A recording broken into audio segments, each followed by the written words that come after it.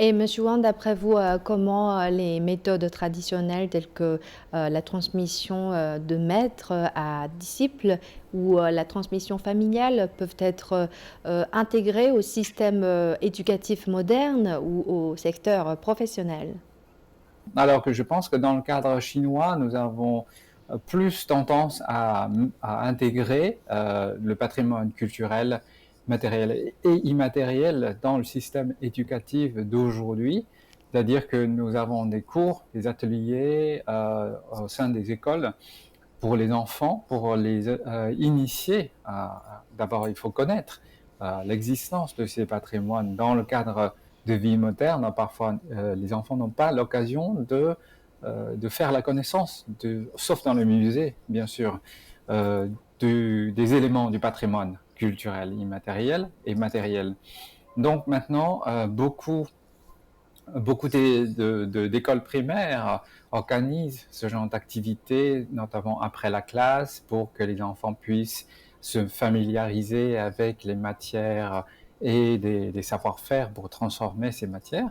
Et bien sûr, dans les classes des arts, ils vont aussi se familiariser avec donc l'esthétique classique chinoise, l'ancienne maison, donc la construction des ponts et d'autres formes architecturales, etc.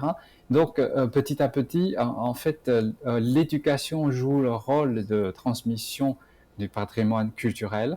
Et je pense que lorsque les enfants sont plus grands, donc lorsqu'ils seront orientés une partie pour le secteur professionnel ou bien l'éducation professionnelle, donc une partie d'entre eux vont pouvoir réellement devenir, un peu comme en France, des apprentis, des maîtres artisans, et dans l'apprentissage de certaines techniques de fabrication et de restauration, de préservation du patrimoine culturel. Donc je pense que aujourd'hui, la particularité, c'est qu'il y a de plus en plus de nouvelles technologies qui sont intégrées.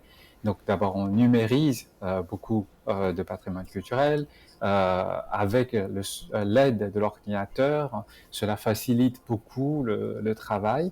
Et bien sûr, les techniciens devient un associé en quelque sorte de maître artisan pour d'abord donc documentation et puis une meilleure compréhension et modélisation numérique dans l'ordinateur et puis la transmission de cette savoir-faire et cela deviendrait les connaissances à transmettre dans les écoles professionnelles.